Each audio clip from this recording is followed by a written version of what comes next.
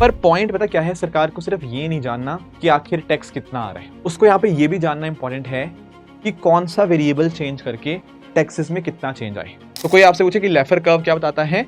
Laffer curve आपका tax rate और tax revenue का रिश्ता बताता है, और ये बोलता है कि tax revenue initially increases with increase in tax rate. Indirect tax में क्या होता है, टैक्स इंपैक्ट और टैक्स इंसिडेंस आपका अलग अलग इंसान पे होता है। एजुकेशन वाली चीजें जैसे आपका चार्ट हो गया, मैप्स हो गया, इरेजर, पहले इनके ऊपर 12% या 5% लगता था, अब वो कम करके 0% कर दिया गया है। तो होता पता क्या है, जब इस तरह से सब्सिडरी कंपनीज आपस में ट्रांजैक्शन करती हैं जो दो अलग अलग देशों में ज्यूरिसडिक्शन में लोकेटेड हैं, तो वहां टैक्स की चोरी बहुत नॉर्मल बात हो जाती है। नमस्कार दोस्तों, स्वागत है आप सभी का आज के सेशन के अंदर। दोस्तों, आज हमारा जो टॉपिक है वो टैक्सेशन के रिगार्डिंग है।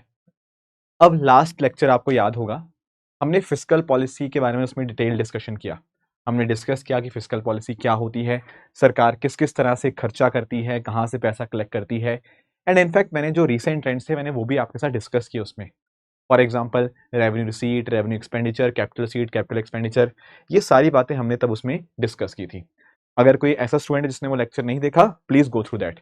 और उसमें साथ साथ हमने ना डेफिसिट के बारे में भी चर्चा कर ली थी। आपका रेवेन्यू डेफिसिट क्या होता है, इफेक्टिव रेवेन्यू डेफिसिट क्या होता है, प्राइमरी डेफिसिट क्या होता है, फिस्कल डेफिसिट क्या होता है, और इनका लेटेस्ट डेटा क्या है। Everything we had discussed as per the latest budget. तो बिल्कुल डायरेक्ट क्वेश्चन वहां से पूछे जा सकते हैं। तो प्लीज अगर किसी ने वो लेक्चर नहीं देखा फिस्कल पॉलिसी वाला, प्लीज उसको देखिएगा। अब आज के सेशन में हमें क्या फोकस करना है, आज के सेशन में हम फोकस करेंगे हमारे टैक्सेशन के ऊपर। ठीक है, बहुत सारी टर्मिनोलॉजीज हैं टैक्सेशन के रिगार्डिंग, एंड इनफैक्ट इस बार के बजट में भी कुछ बदलाव आए हैं, तो वो भी हम एक बार अंडरस्टैंड करने की कोशिश करेंगे। एक कई बच्चे को डाउट आता है कि सर आखिर आप कई बार कंटेंट हमें पढ़ाते हो क्लास के अंदर ही, वो कहाँ से होता है? देखो, जो कंटेंट मैं आपके साथ यूज करता हूँ, जो डिस्कस करता हूँ, वो दरअसल में उड़ान का ही कंटेंट है। हमारी टीम ने जो उड़ान बुकलेट प्रिपेयर की है ना, उसी का कंटेंट मैं आपके साथ पढ़ने की कोशिश करता हूँ, ताकि आपको लैंग्वेज के बारे में आइडिया लगे। ये पीडीएफ जो है इसकी मैंने अपने टेलीग्राम चैनल पे शेयर कर रखी है, उसके फाइल सेक्शन में आपको मिल जाएगी if you want to read the content also. Anyways, बात करते हैं टैक्सेशन की। देखो, सबसे पहले आपको एक बात अंडरस्टैंड करनी है, टैक्सेस ना कई प्रकार के हो सकते हैं। एक एक करके मैं डिस्कस करूंगा आपके साथ हर एक प्रकार के बारे में। पर सबसे पहली चीज, before we move into types of taxes, मैं दो आपको टर्मिनोलॉजी छोटी सी एक्सप्लेन करना चाहूंगा, और ये टर्मिनोलॉजीज आपके इकोनॉमिक सर्वे में भी इस्तेमाल हुई हैं। देखो, एक वर्ड आता है यहां पे टैक्स बॉयंसी का, और एक वर्ड आता है आपका टैक्स इलास्टिसिटी का। इन दोनों का हमें मीनिंग समझना होगा। देखो, पहली चीज तो आप टैक्सेस का मीनिंग समझते हो, जैसे आप लोग इनकम टैक्स पे करते हो, कंपनीज कॉर्पोरेट टैक्स पे करती हैं, हम लोग GST goods and service tax भी पे करते हैं, और भी बहुत सारे इस तरह से टैक्सेस आपको देखने को मिलते हैं। ठीक है, सरकार के लिए जो टैक्स है वो उनकी कमाई का जरिया है। We are discussed all these things in the last lecture. ठीक है, पर पॉइंट पता क्या है, सरकार को सिर्फ ये नहीं जानना कि आखिर टैक्स कितना आ रहा है, उसको यहाँ पे ये भी जानना इंपॉर्टेंट है कि कौन सा वेरिएबल चेंज करके टैक्सेस में कितना चेंज आए।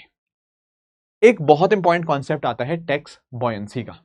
टैक्स बॉयंसी का कहता है, टैक्स बॉयंसी बोलता है what is the change in tax revenue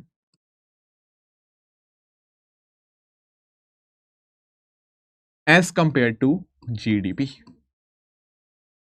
ठीक है, जीडीपी बदलने से टैक्स रेवेन्यू में क्या बदलाव आया, वो होता है टैक्स बॉयंसी।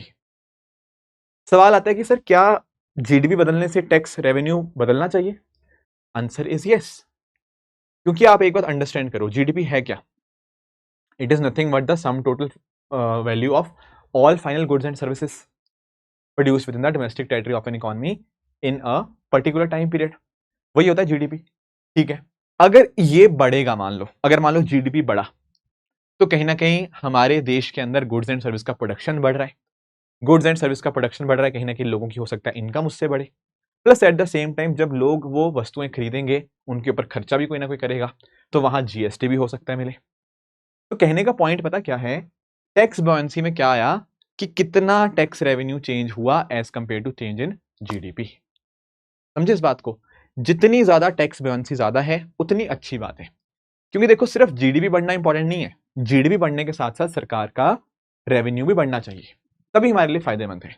तो टैक्स बॉयंसी अगर 1 से बड़ी होती है ना, ये अच्छी बात मानी जाती है, एटलीस्ट 1 तो होनी चाहिए, सो दैट हमारा टैक्स रेवेन्यू चेंज होने से, सॉरी जीडीपी चेंज होने से हमारा टैक्स रेवेन्यू भी बढ़े। It is called the responsiveness of revenue as compare to GDP. ठीक है, कितना रेवेन्यू बढ़ा एज कंपेयर टू जीडीपी।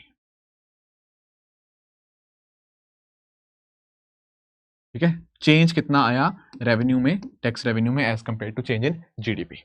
1 से ज्यादा वैल्यू है, that is a good sign. अगर मान लो देश हमारा तरक्की कर रहा है, मान लो आप बोलो सर हमारा जीडीपी 8% से बढ़ रहा है, पर क्या हमारा टैक्स रेवेन्यू भी उतने परसेंट से बढ़ा या नहीं बढ़ा, ये भी इंपॉर्टेंट हो जाता है देखना। अच्छा, एक कॉन्सेप्ट ऐसे यहां पे आता है, उसको हम बोलते हैं क्या, we call it as tax elasticity. अब ये कॉन्सेप्ट क्या है, यहां पर भी हम बात करते हैं change in tax revenue as compare to change in tax rate. Change in tax revenue as compare to change in tax rate, ये होता है टैक्स इलास्टिसिटी। ये होता है क्या, टैक्स इलास्टिसिटी। टैक्स रेवेन्यू में क्या बदलाव आया as compare to tax rate change करने से। पहला सवाल आपके दिमाग में आएगा, क्या टैक्स रेट चेंज करने से टैक्स रेवेन्यू चेंज होगा? हाँ बिल्कुल होगा। मैं आपको एग्जांपल देता हूं, थोड़ा सा ना इसको बहुत ही लॉजिकली समझना, एक बहुत इंपॉर्टेंट कर्व मुझे आपको समझानी है यहां पे, उसको समझना। अब फॉर एग्जांपल लेट्स से किसी ने कहा, मान लो आपने कहा कि सर मेरी इनकम लेट्स से 1 लाख रुपए, ठीक है, और 1 सेकंड के लिए मान लो मैंने कहा कि आपकी जो इनकम होगी ना, आपके ऊपर 10% आपका टैक्स लगेगा। ध्यान से देखना, ओके। अगर मान लो 10% टैक्स लग रहा है, तो 1 लाख का 10%, ऐसे होता नहीं, पर मैं आपको समझाने के लिए, सिर्फ ये कॉन्सेप्ट समझाने के लिए बता रहा हूं। अगर मान लो 10% टैक्स लगे, तो आप बोलोगे भाई मेरा टैक्स हुआ 10,000 रुपए, ठीक है। अगर 20% टैक्स कर दिया, तो टैक्स हो जाएगा 20,000 रुपए, ओके। अगर हम इसको 30% करें, तो टैक्स हो जाएगा 30,000 रुपए। होगा नहीं होगा? अगर इस नंबर्स को हम देखें ना, देखो इधर मैं क्या लिख रहा हूं, इधर मैं लिख रहा हूं टैक्स रेट, और यहां मैं बात कर रहा हूं सरकार के रेवेन्यू की, राइट। इस टेबल को देख के किसी के दिमाग में ये आएगा कि सर इनका ग्राफ कुछ ऐसा बनना चाहिए क्या? देखो इधर अगर मैं एक्स एक्सिस पे अगर मैं टैक्स रेट लिखूं, और वाई एक्सिस पे मैं टैक्स रेवेन्यू लिखूं, ठीक है, तो किसी के दिमाग में पता क्या आएगा? किसी के दिमाग में आ रहा होगा कि सर ये ग्राफ ना ऐसा बनना चाहिए। Some of you might be thinking like this कि सर इसका ग्राफ ऐसा बनना चाहिए कि 10% है तो 10,000 टैक्स रेवेन्यू, 20% है तो 20,000, 30% है तो 30,000, 40,000, 40% है तो 40,000। तो ऐसे एक लाइन बननी चाहिए, पर this is a wrong thing.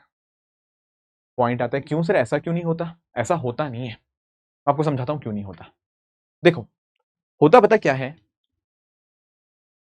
जब सरकार, जैसे मैं आपको एग्जांपल देता हूं, मान लो आपने सोचा कि यार 100% अगर टैक्स होता तो सरकार का रेवेन्यू कितना आता, फिर आप बोलते हैं 100% हो तो सरकार का रेवेन्यू 1 लाख।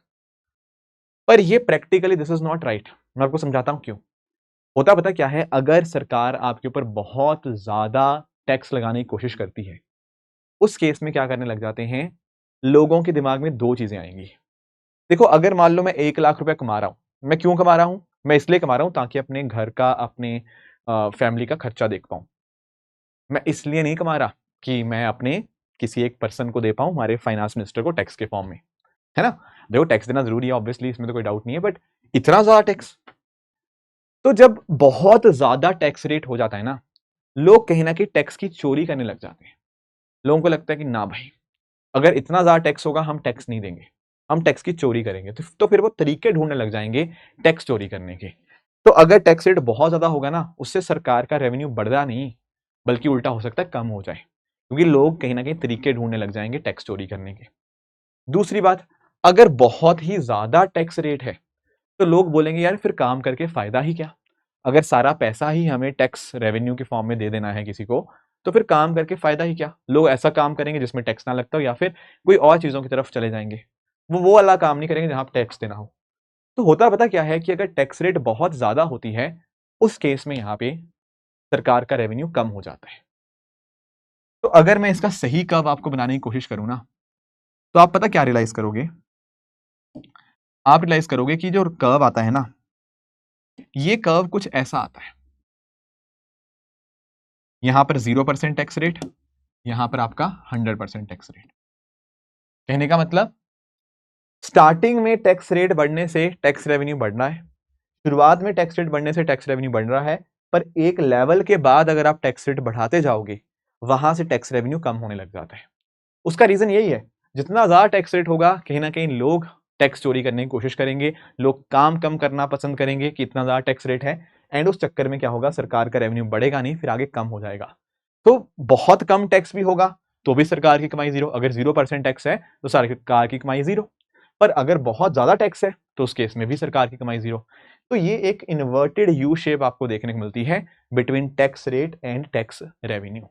ऐसा नहीं है कि रेट बढ़ने से हमेशा रेवेन्यू बढ़ेगा, नो, एक सर्टेन टाइम तक बढ़ेगा फिर उसके बाद आपका कम होने लग जाएगा। ठीक है, ये होता है क्या, it is called as tax elasticity. ठीक है, और यहां पर जो मैंने आपके लिए कर्व बनाया ना, ये जो हमने कर्व बनाया यहां पे, इसको हम लोग लेफर कर्व के नाम से जानते हैं। तो कोई आपसे पूछे कि लेफर कर्व क्या बताता है, लेफर कर्व आपका टैक्स रेट और टैक्स रेवेन्यू का रिश्ता बताता है, और ये बोलता है कि tax revenue initially increases with increase in tax rate, but after a certain point with increase in tax rate the revenue starts to decline। शुरुआत में बढ़ेगा पर एक लेवल के बाद जाके वो कम होने लग जाएगा। ये होता है आपका लेफर कर्व। ठीक है, आई होप ये जो दोनों कॉन्सेप्ट्स मैंने आपको बताने थे, टैक्स बियोंसी और टैक्स इलास्टिसिटी का, आई होप आपको ये दोनों क्लियर हुए होंगे। ठीक है, कुछ और कॉन्सेप्ट्स हमें यहां पे देखने हैं। देखो, आपके टैक्स ना ऑन द बेसिस ऑफ कि क्या वो प्रोग्रेसिव है या रिग्रेसिव है, तीन प्रकार के हो सकते हैं। देखो, एक होता है आपका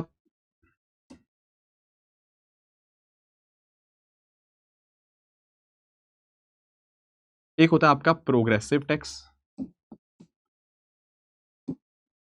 एक होता है आपका प्रोपोर्शनल टैक्स,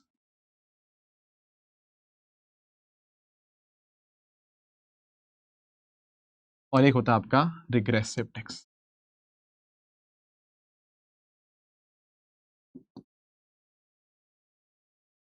इसका मीनिंग समझना, क्या मीनिंग होता है प्रोग्रेसिव टैक्स का। देखो, प्रोग्रेसिव टैक्स का मतलब जैसे जैसे किसी की इनकम बढ़ेगी उसके ऊपर ज्यादा परसेंटेज टैक्स लगेगा। ठीक है, प्लीज समझना, जिसकी इनकम बढ़ती रहती है, जैसे जैसे इनकम बढ़ेगी वैसे वैसे परसेंटेज टैक्स जो लगेगा वो भी बढ़ता रहता है। एक एग्जांपल मैं आपको देता हूं, मान लो मैंने कहा कि कोई बंदा है, लेट्स से वो सिर्फ 10,000 रुपए कमाता है। ठीक है, तो सरकार बोलेगी भाई तुम्हारी कमाई कम है तो तुम एक काम करो 0% टैक्स दो। एग्जाम्पल दे रहा हूं, I am not coating the actual numbers of the taxation system in India, मैं एग्जाम्पल दे रहा हूं कि मान लो अगर किसी बंदे की इनकम कम है, सरकार बोलेगी आप 0% टैक्स दो। मान लो किसी बंदे की इनकम, किसी ने बोला कि सर 1.5 लाख है, ठीक है, तो उसके बोलेगा कि भाई तुम एक काम करो, तुम 20% टैक्स दो। ठीक है, और मान लो अगर किसी की इनकम 1 करोड़ है, तो मान लो हमने कहा कि भाई तुम एक काम करो, तुम 30% टैक्स दो। तो यहां पर पता क्या हुआ, यहां पर जैसे जैसे इनकम बढ़ती गई वैसे वैसे परसेंटेज टैक्स जो लगता है, परसेंटेज टैक्स, वो भी इंक्रीज होता गया। इसको हम बोलते हैं प्रोग्रेसिव टैक्स, प्रोग्रेसिव टैक्स। ठीक है, ओके ओके ओके। दूसरा देखना कि प्रोपोर्शनल टैक्स क्या होता है। देखो, यहां ना एक फ्लैट रेट लगता है। What do mean by flat rate?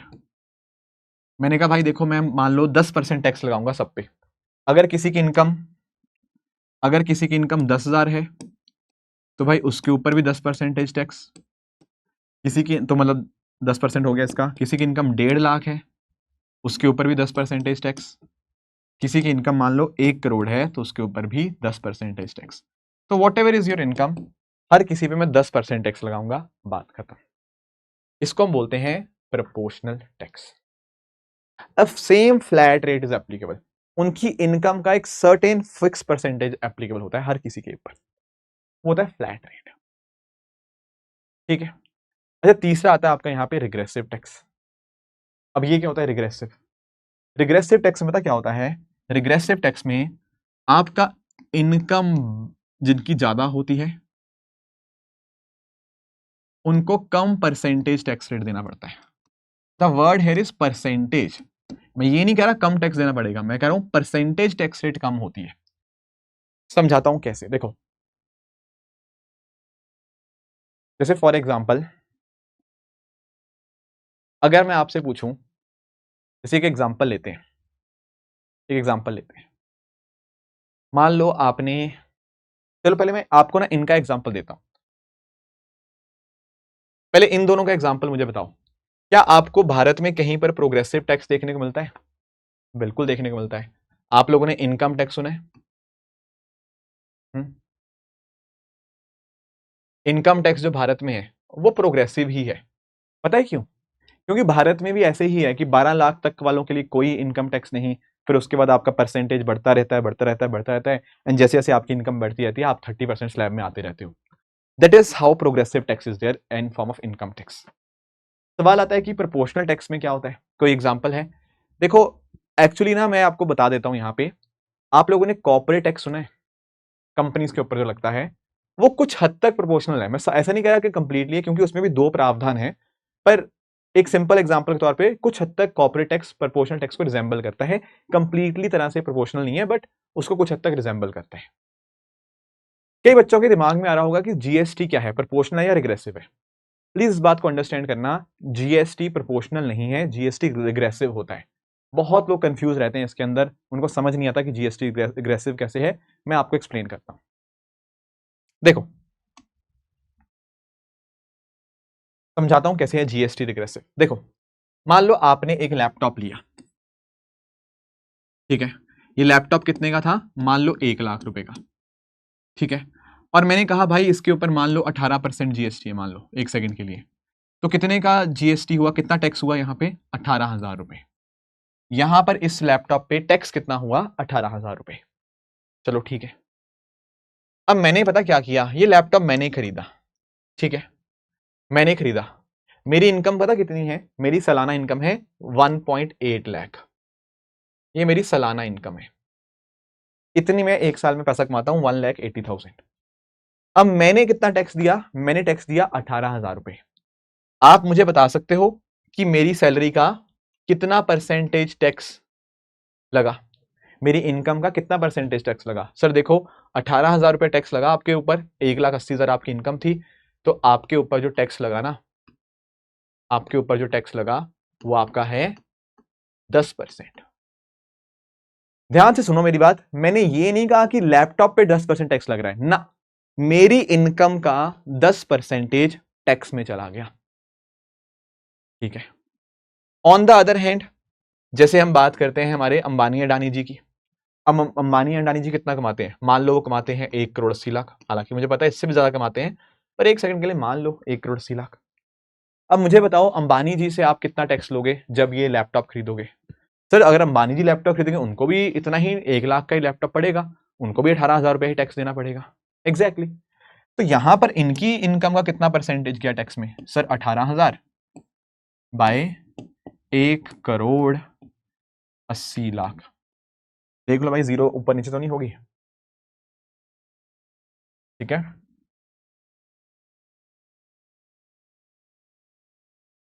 ठीक है, हाँ, इंटू 100।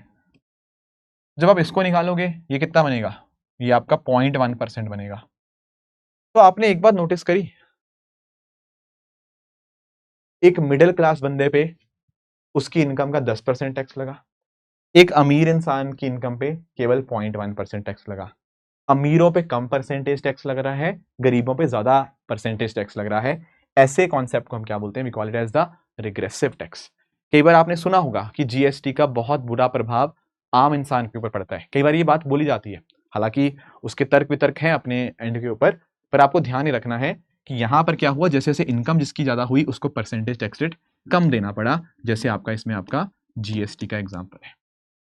अब कुछ बच्चे ना कंफ्यूज होते रहते हैं कि सर क्या दोनों सेम है, प्रोपोर्शनल और रिग्रेसिव? आंसर इज ना, बिल्कुल भी नहीं। देखो प्रोपोर्शनल में क्या था, मेरी इनकम कुछ भी हो सबके ऊपर 10% 10% 10% 10% टैक्स था। और जब हम बात करते हैं ना जीएसटी की या रिग्रेसिव टैक्स की, उसमें ऐसा नहीं है। उसमें क्या है, जिसकी इनकम ज्यादा है उसके ऊपर उसकी इनकम का कम परसेंटेज उसको टैक्स में देना पड़ रहा है, जिसकी इनकम कम है उसको अपनी इनकम का ज्यादा परसेंटेज टैक्स में देना पड़ रहा है। So that is why GST regressive है। इस बात का प्लीज ध्यान रखेंगे। ये हमने कुछ प्रोपोर्शनल, प्रोग्रेसिव और रिग्रेसिव टैक्स के बारे में थोड़ा समझा। अब एक चीज आप मुझे बताना, अगर हमें दुनिया में अमीर गरीब का अंतर कम करना है तो कौन सा टैक्सेशन हमें हेल्प करेगा? यार देखो, सबसे बढ़िया चीज क्या है अगर हमें दुनिया में इनइक्वालिटी कम करनी है? सर इनइक्वालिटी कम करने का सबसे बढ़िया तरीका पता क्या है? आप अमीरों पे ज्यादा परसेंटेज टैक्स लगाओ, गरीबों पे कम परसेंटेज टैक्स लगाओ। अमीरों से टैक्स लो और उसको गरीबों के लिए खर्च करो। ऐसे ही तो इनकम इनइक्वालिटी कम होगी। बिल्कुल। हम कहां कर रहे हैं ये वाला कॉन्सेप्ट? ये कॉन्सेप्ट हमें प्रोग्रेसिव टैक्स में देखने को मिलता है। अमीरों पर ज्यादा परसेंटेज जहां पे टैक्स लगाया जा रहा है। तो कोई आपसे पूछे कि कौन सा ऐसा टैक्सेशन सिस्टम है जो इनकम इनइक्वालिटी कम करने के लिए हेल्पफुल है, that is what, that is your progressive tax. तो आप लिख सकते हो that progressive tax helps to reduce income inequality. ये इनकम इनइक्वालिटी कम करने में हमारी मदद करता है। इनकम इनइक्वालिटी कम करने में हमारी मदद करता है। ये कुछ बातें हैं जो हमें यहां तक क्लियर होनी चाहिए। ठीक है, ये कुछ बातें हैं जो हमें यहां पर क्लियर होनी चाहिए। ठीक है, ठीक है, ठीक है, ठीक है। हाँ, और भी हमें यहां पे बातें डिस्कस करनी है। ठीक है, तो उनको भी एक बार हम यहां पे समझने की कोशिश करेंगे। राइट। तो दोस्तों नेक्स्ट जो टॉपिक हमें डिस्कस करना है ना यहां पे, वो है हमारा टैक्स इंपैक्ट और टैक्स इंसिडेंस के बारे में। और एक्चुअली यहीं से आपका डायरेक्ट और इनडायरेक्ट टैक्स का कॉन्सेप्ट निकल के आएगा। देखो, दो वर्ड्स हैं, टैक्स इंपैक्ट और टैक्स इंसिडेंस। मैं आपको एक्सप्लेन करता हूं। देखो, आप लोगों ने कभी ये देखा है जैसे आप लोगों ने इनकम टैक्स पे किया है? अब देखो, जैसे हम लोग इनकम टैक्स पे करते हैं, जब हम लोग इनकम टैक्स पे करते हैं तो क्या होता है, इनकम टैक्स किसकी जेब से पैसा जाता है? सर इसी की बंदे की जेब से जाएगा जिसकी इनकम है। और सरकार के पास जमा कराने की जिम्मेदारी इसी इंसान की है। एक्चुअली आप देखो, दो वर्ड्स हैं। एक पहला वर्ड है कि पैसा किसकी जेब से जाएगा, दूसरी बात है कि किसकी रिस्पॉन्सिबिलिटी है सरकार पे पास पैसा जमा कराने की। अब जैसे इनकम टैक्स की बात करते हैं तो इनकम टैक्स में पैसा भी इसी इंसान की जेब से जाता है और इसी इंसान की जिम्मेदारी है सरकार को पैसा जमा कराने की। तो दोनों चीजें एक ही इंसान के ऊपर है। आपका पैसा जमा कराने की जिम्मेदारी, सॉरी, पैसा भी इसी की जेब से जा रहा है और जमा कराने की जिम्मेदारी भी इसी की है। बट जब हम जीएसटी की बात करते हैं ना, आपने जीएसटी देखा होगा, जीएसटी में पता क्या होता है, जैसे फॉर एग्जांपल मान लो आपने लैपटॉप खरीदा, आप सरकार को जीएसटी जमा नहीं कराते, आप जमा कराओगे दुकानदार को, आप दुकानदार को दोगे, फिर वो दुकानदार की जिम्मेदारी है कि वो सरकार को पैसा जमा कराए। इसमें पता क्या हुआ, जीएसटी वाले केस में, जीएसटी वाले केस में यहां पर इस पर्टिकुलर पर्सन की जेब से पैसा गया जिसने लैपटॉप खरीदा, पर सरकार के पास जमा कराने की जो रिस्पॉन्सिबिलिटी थी वो यहां पर इस दुकानदार की है। मानते हो आप एक बात? तो ये अंतर है। इनकम टैक्स में सेम बंदा रिस्पॉन्सिबल है जिसकी जेब से पैसा जा रहा है, जीएसटी के अंदर पैसा किसी और की जेब से जा रहा है, रिस्पॉन्सिबिलिटी किसी और की है सरकार को जमा कराने की। इसको हम बोलते हैं इनडायरेक्ट टैक्स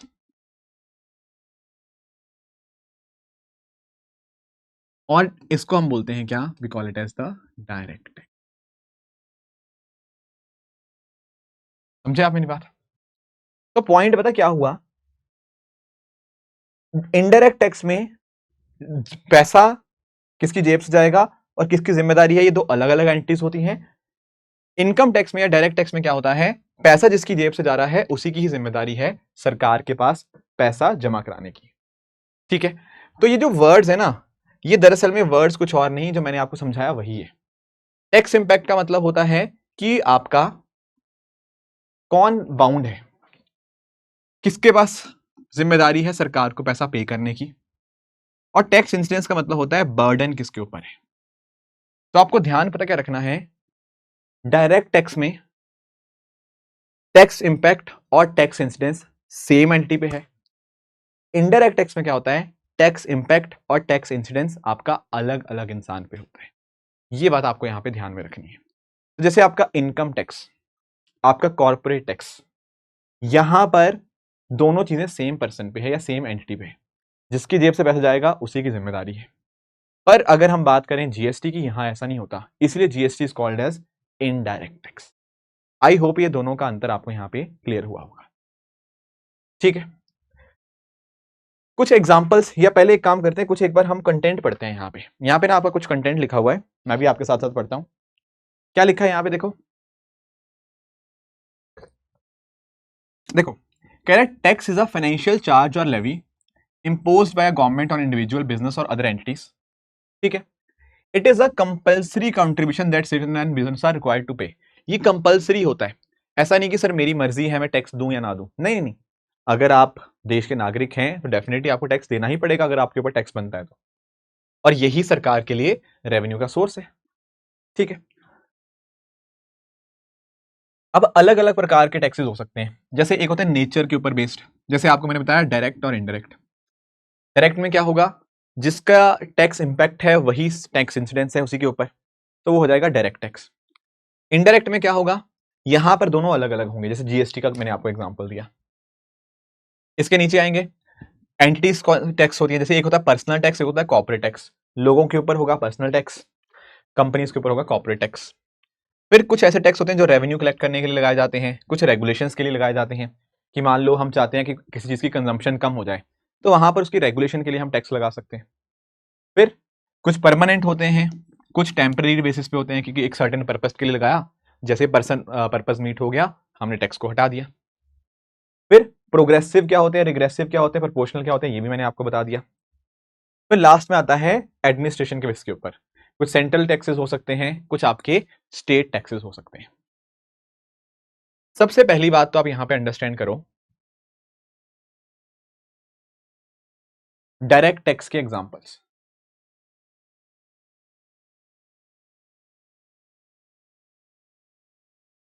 मैंने आपको इनकम टैक्स समझाया, मैंने आपको इनकम टैक्स समझाया। इनकम टैक्स डायरेक्ट टैक्स है, क्यों, जिसकी जिम्मेदारी है उसी की जेब से पैसा जा रहा है, राइट। ऐसे अगर हम बात करें कॉर्पोरेट टैक्स की भी, ये भी अपने आप में क्या है, डायरेक्ट टैक्स है, क्योंकि कंपनी की जिम्मेदारी है सरकार को जमा कराने की, एंड कंपनी की जेब से ही पैसा यहां पे जा रहा है। बट यहां कुछ और भी एग्जांपल्स आपको देखने को मिलते हैं। और कौन से एग्जांपल्स हैं सर, जैसे आप यहां पे देखना, एक होता है wealth tax. Actually wealth tax अब नहीं लगता, ये पहले लगा करता था, अब इसको हमने अबॉलिश कर दिया, अब इसको खत्म कर दिया गया है। होता पता क्या था, अगर एक, देखो एक होता है वर्ड इनकम, एक होता है वेल्थ। इनकम होता है मैंने इस साल कितना पैसा कमाया, ठीक है, पिछले फाइनेंशियल ईयर में मैंने कितना पैसा कमाया, उसके ऊपर जो टैक्स पे करते हो वो होता है इनकम टैक्स। वेल्थ एक साल का नहीं, ओवरऑल अकोमुलेटेड टैक्स होता है। ओवरऑल अकोमुलेटेड आपकी जो वेल्थ होती है वो होती है, ओवर द टाइम आपने जो अपना पूरा जायदाद आपने पैसा इकट्ठा कर रखा है वो होता है वेल्थ। ये एक साल की बात नहीं होती, ओवरऑल होता है।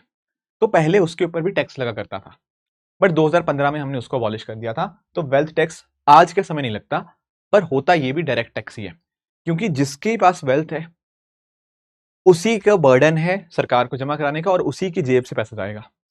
तो wealth tax is also what is a direct tax. फिर एक होता है इनहेरिटेंस टैक्स। ये पता क्या होता था, ये आपका अगर जैसे पिताजी ने अपने बच्चे को, मतलब पिताजी की मान लो डेथ होगी, उस केस में जमीन जो है या बाकी जो पैसा है बच्चे तक जाएगा, तो उसके ऊपर भी टैक्स लगा करता था, वो होता था इनहेरिटेंस टैक्स। ये भी डायरेक्ट टैक्स का एग्जांपल है। प्रॉपर्टी टैक्स भी डायरेक्ट टैक्स हुआ। फिर आपके कैपिटल गेन टैक्स होता है, ठीक है, जिसको आप लोग पर्पस के ऊपर या ड्यूरेशन के हिसाब से डिवाइड कर सकते हो, लॉन्ग टर्म कैपिटल गेन या आपका शॉर्ट टर्म कैपिटल गेन। अब क्वेश्चन ये आएगा कि ये कैपिटल गेन का मतलब क्या है। देखो, I will give you one example.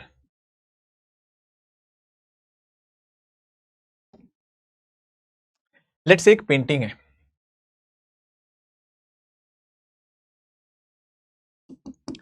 ये मान लो पेंटिंग थी 1 लाख रुपए की, ठीक है। मान लो किसी वजह से ये पेंटिंग बहुत पॉपुलर होगी और अब ये पेंटिंग जो है अब वो मान लो लेट से 10 लाख रुपए की होगी। आपने मान लो इसको 10 लाख का बेच दिया। तो दरअसल में ये जो पेंटिंग 1 लाख वाली थी, ये जो 10 लाख की हो जाएगी, ये पॉइंट पता क्या बोलते हैं इसको, we call it as the capital gain. ये जो 9 लाख रुपया हुआ है ना, इसको हम बोलते हैं capital gain.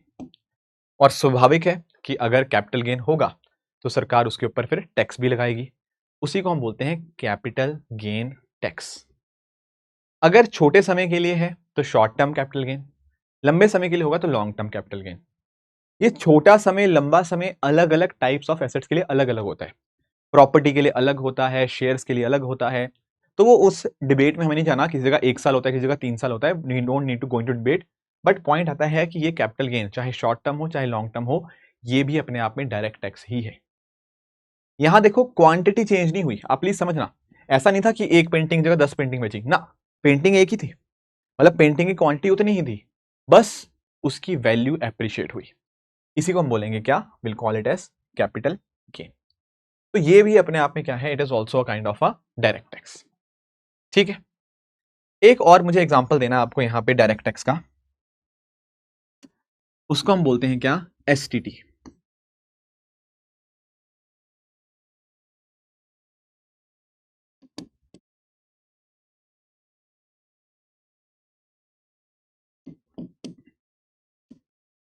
Securities transaction tax. देखो, जब भी आप शेयर्स खरीदते बेचते हो तो आपने नोटिस किया होगा, जब आप बेचोगे ना उनको तो उसमें लिखा होता है, पूरी डिटेलिंग आती है।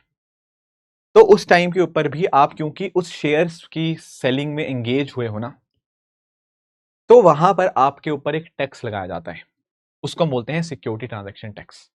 जैसे आपने मान लो शेयर बेचा, चाहे फायदे में बेचा चाहे नुकसान में बेचा, फर्क नहीं पड़ता, पर क्योंकि आप उसको बेचने की एक्टिविटी में इन्वॉल्व हुए हो ना, तो दरअसल में क्या हुआ, तब आपके ऊपर एक टैक्स लगता है, बिकॉज आप वो काम कर रहे हो। तो कोई भी आप शेयर्स बेचोगे तो उस टाइम के ऊपर आपके ऊपर सिक्योरिटी ट्रांजैक्शन टैक्स लगता है। बहुत ही छोटा सा अमाउंट होता है। अभी जैसे फ्यूचर्स एंड ऑप्शंस के लिए इस बार के बजट के अंदर इसका नंबर बढ़ा दिया गया है, ठीक है, 0.02 से 0.05 किया गया है और 0.1 से 0.15 किया गया है। ये जो छोटा सा चेंज है ना, हालांकि नंबर बहुत छोटा है परसेंटेज में, पर ये चेंज अभी रिसेंटली हुआ है इस बार के बजट के अंदर ही। इससे थोड़ा फ्यूचर्स एंड ऑप्शन में काफी परेशानी आ सकती है, क्योंकि अगर आप सिर्फ उसको बेच ही रहे हो, चाहे नुकसान में बेचो चाहे प्रॉफिट में बेचो, आपके ऊपर एक छोटा सा टैक्स लगेगा। तो ये जो सिक्योरिटी ट्रांजैक्शन टैक्स है, it is also what, it is also a direct tax. इस बात को आप यहां पे ध्यान रखेंगे। ये भी अपने आप में क्या हुआ, ये भी अपने आप में एक डायरेक्ट टैक्स ही हुआ।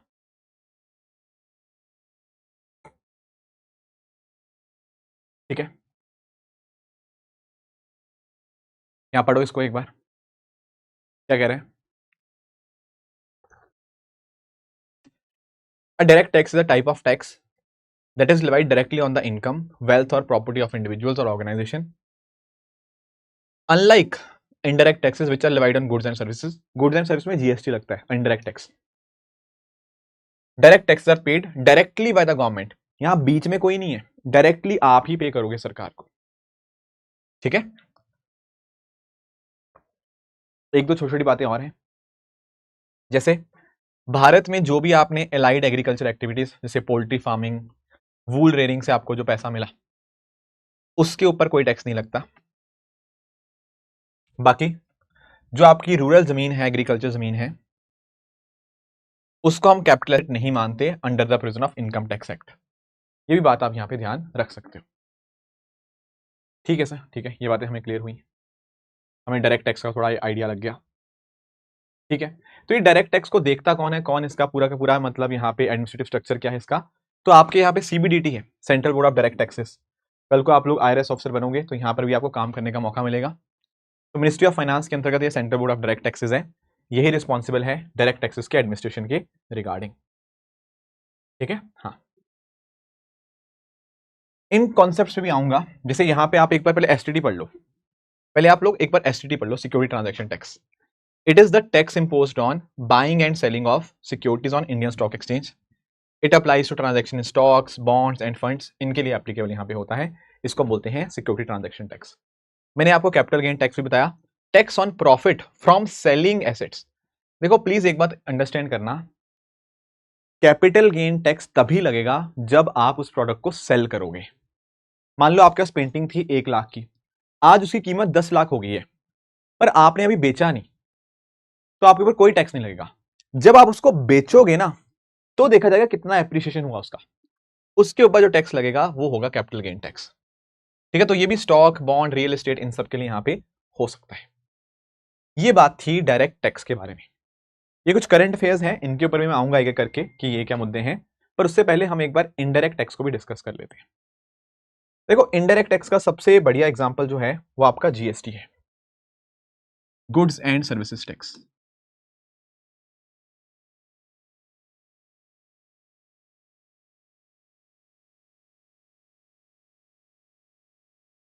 सबसे पहली चीज तो आपको समझ आ गई है, ये इनडायरेक्ट है। मैं देख लिया क्यों है इनडायरेक्ट, क्योंकि पैसा किसी और की जेब से जा रहा है एंड सरकार के पास जमा करने की जिम्मेदारी किसी और की है। दूसरी बात, ये अपने आप में क्या है, it is regressive in nature. ठीक है, अमीरों पे कम परसेंटेज है।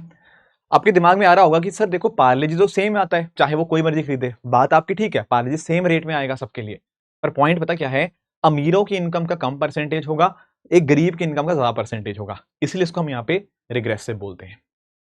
तो थोड़ा सा इसका डिटेल में डिस्कस करते हैं, what exactly is GST, GST के आने से क्या क्या चीजें बदली हैं, और इस बार जो सितंबर में सरकार जीएसटी 2.0 लेकर आई है वो क्या है, वो सारी बातें एक करके हम यहाँ पे स्टार्ट करते हैं। देखो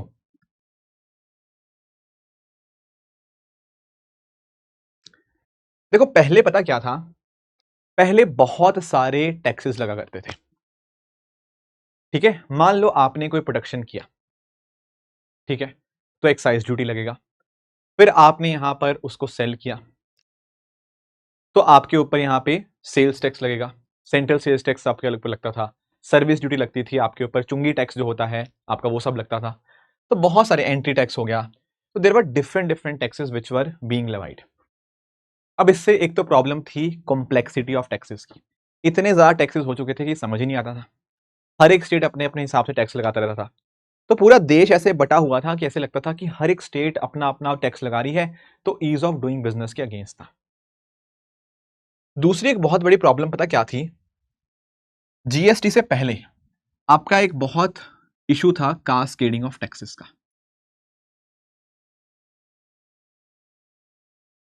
देखो मान लो मैंने कोई वस्तु बनाई, मैंने आगे किसी को दे दी, होलसेलर को, होलसेलर ने आगे वो रिटेलर को बेची, तो जब ये प्रोसेस एक दूसरे के पास जाता था ना, जब मैंने उसको बेचा उसने आगे किसी और को बेचा, तो क्या हो रहा था कि मैंने जब उसको बेचा तो मेरे ऊपर टैक्स लगा, उसने जब आगे बेचा उसके ऊपर भी टैक्स लगा, पर नोटिस करो जो रेट उसके पास गया था उसके अंदर तो ऑलरेडी मैंने जब उसको बेचा वो टैक्स आ गया ना, तो पहले टैक्स के ऊपर टैक्स की बहुत बड़ी प्रॉब्लम थी, इसको बोलते हैं कास्केडिंग ऑफ टैक्स, टैक्सेस के ऊपर टैक्स लगे जा रहे हैं। आपके पास कोई 100 रुपए की वस्तु थी, आपने, सरकार ने उसका मान लो 10 रुपए का टैक्स लगाया, तो वस्तु होगी 110 की, फिर 110 के ऊपर सरकार टैक्स लगाती थी मान लो 10%, तो 11 रुपए टैक्स। पर नोटिस करो ये जो 11 रुपए टैक्स लगा, मतलब अगर मैं रेट मान ला 10%, तो हुआ पता क्या, आपने ये वाले 100 के ऊपर तो टैक्स लगाया ही लगाया, ये 10 रुपए के ऊपर आप फिर से टैक्स लगा रहे हो, तो ये प्रॉब्लम हो जाती थी टैक्स ऑन टैक्स लगाने की। तो हमने एक तो मल्टीप्लिसिटी ऑफ टैक्सेस जो थी, इतना सारा जंजाल था टैक्सेस का, उसको खत्म किया, और दूसरी बात आपका नोटिस करने को मिलता था ये जो कास्केडिंग ऑफ टैक्सेस था, इसको हमने यहां पे एलिमिनेट करने की कोशिश करी है, और हमारा विजन ही यही था, one nation one tax one market का, one nation one tax one market, यही विजन था हमारा, एंड इसी विजन के साथ हमने जो जीएसटी रिफॉर्म था वो यहां पर लेकर आए। ठीक है सर, ठीक है, ठीक है। तो कौन कौन से टैक्सेस थे जो सर हटा दिए गए, मैं आपको एक्सप्लेन करता हूं। देखो, जैसे फॉर एग्जांपल पहले लगता था एक सेंट्रल एक्साइज ड्यूटी, ये अब जीएसटी के अंतर्गत आ गया। Additional excise duty, duties of excise, additional duties of excise, ये सारे सेंट्रल टैक्सेस थे। ऐसे ही अलग अलग स्टेट टैक्स थे, जैसे स्टेट वैट हो गया, सेंट्रल सेल्स टैक्स हो गया, लग्जरी टैक्स हो गया, एंटी टैक्स हो गया, राइट। ये सारे अलग अलग प्रकार के टैक्सेस थे। फिर उसके अलावा अगर हम बात करें service tax, additional duties of custom, additional duty of excise, और स्टेट्स में आपका entertainment tax, amusement tax, tax on advertisement, ऐसे डिफरेंट डिफरेंट टाइप्स के टैक्सेस थे। उन सबको जहां पे कंबाइन करके हमने एक के अंतर्गत कर दिया, that is goods and services tax. अब इतने सारे टैक्सेस का कोई जरूरत नहीं है, उसकी जगह पे एक सिंगल टैक्स आपको देखने को मिल रहा है, वो है जीएसटी। ठीक है सर, ठीक है। अब जीएसटी के बारे में कुछ बातें हमें यहां पे क्लियर होनी चाहिए। सबसे पहली चीज तो ये है कि जीएसटी आया कब। देखो, जीएसटी आया 1 जुलाई 2017, 1 जुलाई 2017 को। यहां पर इसने क्या किया, बहुत सारे अलग अलग प्रकार के इनडायरेक्ट टैक्सेस को सब्स्यूम कर लिया, सब्स्यूम मतलब अपने अंतर ले लिया, और एक यूनिफाइड टैक्स सिस्टम यहां पे बना दिया गया। ठीक है, ये अपने आप में बहुत बड़ा बदलाव था जो हमने यहां पर किया जीएसटी सिस्टम में। तो एक बात समझते हैं कि आखिर ये जीएसटी लाया कैसे गया। देखो, जीएसटी को लाने के लिए 101st कॉन्स्टिट्यूशनल अमेंडमेंट पास हुआ। देखो, आप लोगों ने अपनी पॉलिटी के अंदर पढ़ा होगा कि संविधान में संशोधन करने के अलग अलग तरीके हैं। आर्टिकल 368 में बात करूं ना, तो एक ऐसा आपका मेजॉरिटी है जहां पर आपको देखो, एक तो स्पेशल मेजॉरिटी तो चाहिए ही चाहिए, है ना। 2/3 member president voting in Lok Sabha, मतलब पार्लियामेंट में, लोकसभा राज्यसभा में 2/3 मेंबर प्रेसिडेंट वोटिंग। उसके साथ ही साथ absolute majority of the house तो होना ही चाहिए, ये तो है ही है। बट उसके साथ ही साथ ratification bye at least half of the states, ये पढ़ा होगा आप लोगों ने।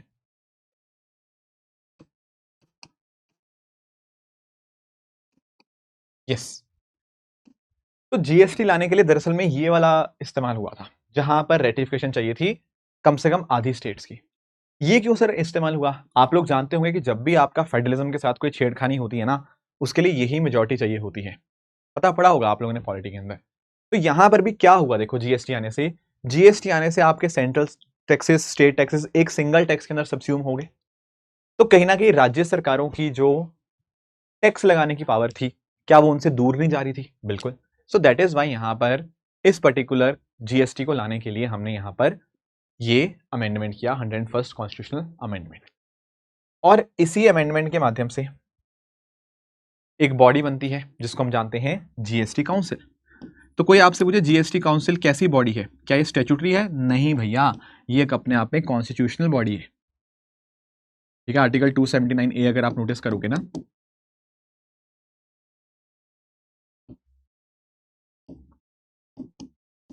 तो उसके अंतर्गत आपको ये पर्टिकुलर बॉडी देखने को मिल जाएगी।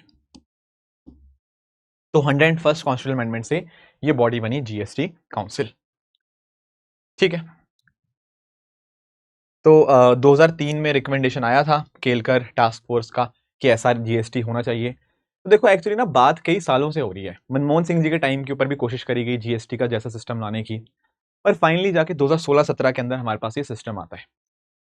अब पहले पता क्या होता था, देखो, अगर हम बात करें ना, जीएसटी में अलग अलग स्लैब्स बने हुए थे। जैसे 0% का एक है, वो तो चलो ठीक है, सेपरेट है, पर उसके अलावा 5%, 12%, 18%, 28%, ये सब थे। और एक अलग से आपका गोल्ड के लिए 3% भी हुआ करता था, वो तो अभी भी है चलो। और रफ डायमंड्स के लिए भी अलग एक स्लैब है। बट ये वाले 5, 12, 18, 28 मोस्टली ये यूज होते थे।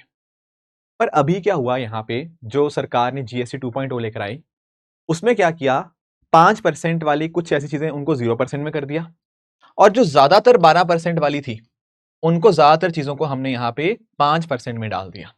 तो जो भी हमारी एसेंशियल गुड्स होती हैं, मास कंजम्पशन वाली आइटम्स होते हैं, उनके ऊपर आपका 5% जीएसटी देखने को मिलता है, और बाकियों के लिए आपका स्टैंडर्ड रेट जो होता है वो 18% होता है। पर इस बार ये जो चेंज किया गया है, तो ये तो एक चेंजेस थे ही कि मेरिट गुड्स के लिए 5%, स्टैंडर्ड रेट आपका 18% रहेगा। पर एक स्पेशल डीमेरिट गुड भी या डीमेरिट रेट भी यहां पे लगाया गया है। ये कितना होगा? 40% का।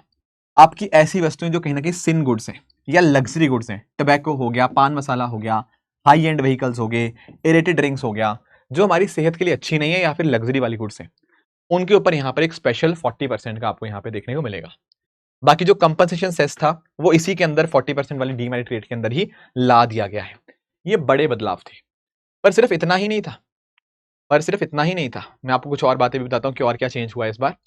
देखो, यहां पर आपकी बुक में सारी बताई गई हैं कि क्या क्या चेंजेस हुए हैं। जैसे फॉर एग्जाम्पल आप देखना, जैसे आपके hair oil, shampoo, toothpaste, toilet soap, ये 18% थे, 5% में ला दिए गए हैं। ठीक है। Health care sector, very very important. पहले हेल्थ इंश्योरेंस और लाइफ इंश्योरेंस इसके ऊपर 18% हुआ करता था, अब ये 0 कर दिया गया है, निल। बाकी इसके अलावा और कुछ हेल्थ केयर की जरूरत चीजें, थर्मामीटर हो गया, मेडिकल ग्रेड ऑक्सीजन हो गया, इनमें भी अब 5% यहां पे कर दिया गया है आपका जो जीएसटी है। एजुकेशन वाली चीजें जैसे आपका चार्ट हो गया, मैप्स हो गया, इरेजर, पहले इनके ऊपर 12% या 5% लगता था, अब वो कम करके 0% कर दिया गया है। फिर ऐसे अगर हम बात करें एसी वगैरह की, तो जैसे एयर कंडीशनर पे पहले 28% था, 18% हो गया, टेलीविजन पे 28 से 18% कर दिया गया, राइट। ऐसे अगर हम बात करें ऑटोमोबाइल्स की भी बात करें, तो ये बड़ा इंटरेस्टिंग है यहाँ पे कि ऐसी व्हीकल्स जो 4000 mm तक की हो और 1200 सीसी तक की हो, उनके ऊपर 28% जीएसटी था, वो 18% कर दिया गया। डीजल और डीजल हाइब्रिड जो कार्स हैं, उनके ऊपर 28% था, 18% कर दिया गया उनके लिए भी, मतलब एक्सीडिंग आपका 1500 सीसी ज्यादा ना हो और 4000 mm से ज्यादा ना हो। तो इनके ऊपर ये चेंजेस किए गए हैं। फिर एग्रीकल्चर के लिए भी चेंजेस किए गए हैं, ट्रैक्टर्स वगैरह के ऊपर भी 12% से 5% कर दिया, ट्रैक्टर टायर्स में 18% से 5% कर दिया। तो बहुत बड़े बदलाव यहाँ पे इस बार के जीएसटी में देखने को मिले थे। ठीक है। तो ये है आपका इस बार का जो जीएसटी रिफॉर्म हमें यहाँ पे देखने को मिला, क्योंकि इतना बड़ा चेंज किया गया, कहीं ना कहीं लोगों को एक राहत देने के लिए, जैसा हमारा प्रधानमंत्री जी ने कहा है, तो वो सारी चीजें यहाँ पे इस बार करी गई थी। ठीक है। बट हाँ, कुछ ऐसी चीजें हैं जो आपको ध्यान रखना है जो जीएसटी के बाहर है। फॉर एग्जाम्पल जैसे आपका बेसिक कस्टम ड्यूटी, ये जीएसटी में नहीं आती। पेट्रोल और डीजल के ऊपर टैक्स आपका जीएसटी में इंक्लूड नहीं है। टबाको अल्कोहल के ऊपर आपका यहाँ पे जो टैक्स है वो जीएसटी पे नहीं है। अब किसी बच्चे के दिमाग में आएगा कि ये क्यों नहीं है सर जीएसटी के अंदर, ये सब चीजें क्यों नहीं है जीएसटी के अंदर। देखो, जीएसटी, कौन सी चीज जीएसटी में होनी चाहिए, कौन सी चीज जीएसटी में नहीं होनी चाहिए, ये डिसाइड कौन करता है? ये डिसाइड करने वाली बॉडी और कोई नहीं, ये आपकी जीएसटी काउंसिल होती है। ओके। तो दरअसल में जो जीएसटी काउंसिल होती है ना, ये एक फेडरल बॉडी है। क्यों? क्योंकि इसमें सेंटर भी है, इसमें स्टेट्स भी है। कोई भी फैसला लेना होता है ना, तो सेंटर स्टेट्स मिलके लेते हैं, किस चीज पे कितना परसेंटेज टैक्स लगेगा, किस चीज पे टैक्स लगेगा, किस पे नहीं लगेगा, वो सारी बातें जीएसटी काउंसिल डिसाइड करते हैं। कोई भी फैसला लेना होता है ना, उसके लिए आपको यहां पे जीएसटी काउंसिल में 3/4 मेजोरिटी चाहिए। कितनी? 3/4। 3/4 मेजोरिटी चाहिए होती है अगर आपको जीएसटी में कोई फैसला लेना है। अब पॉइंट देखो, ये मेजोरिटी पता कैसे आएगी, मैं आपको समझाता हूं। यहां पर इन दोनों की अलग अलग वोटिंग पावर है। जैसे सेंटर की वोटिंग पावर है 1/3, स्टेट्स की वोटिंग पावर है 2/3। अब देखो, अगर कोई फैसला होना है तो 3/4 मेजोरिटी चाहिए, मतलब 75% चाहिए। पर अगर आप नोटिस करो, 75% अकेला स्टेट्स के पास भी नहीं है, 75% अकेला सेंटर के पास भी नहीं है। इन दोनों को साथ में मिलकर यहां पे काम करना होता है, ताकि यहां पे जीएसटी में कोई फैसला हो पाए। अब मैंने आपसे पूछा था क्वेश्चन कि वो सारी आइटम्स जो मैंने आपको दिखाई थी, क्यों नहीं है वो जीएसटी के अंदर? वो इसलिए नहीं है जीएसटी के अंदर क्योंकि स्टेट्स नहीं अभी एक्सेप्ट कर रही इस बात को। स्टेट्स का बहुत अच्छा खासा चंक आता है अल्कोहल से, वहां से टैक्सेस उसके ऊपर लगा के, आपके बाकी और जो पेट्रोलियम प्रोडक्ट्स होते हैं उनके ऊपर से। तो स्टेट्स अभी फिलहाल वो टैक्सेशन वाली पावर अपने से दूर नहीं जाने देना चाहते। So that is why these things are not under GST as of now. ठीक है। और एक बात और ध्यान रखना कि ये जो जीएसटी काउंसिल है ना, इसकी चेयरपर्सन कौन होती है? हमारी फाइनेंस मिनिस्टर। तो but finance minister is the ex officio chairperson. हमारी जो फाइनेंस मिनिस्टर होती हैं, वो इसकी एक्स ऑफिशियो चेयरपर्सन होती हैं जीएसटी काउंसिल की।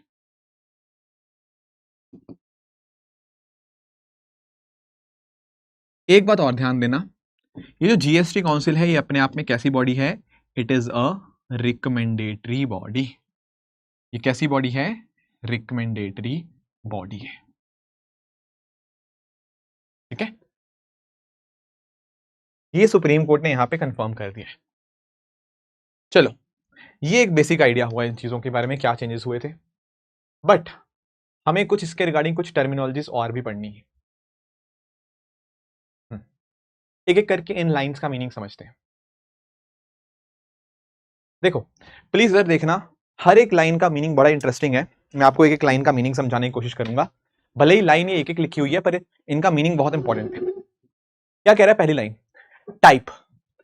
टाइप कह रहा है it is a destination based tax collected where goods and service are consumed.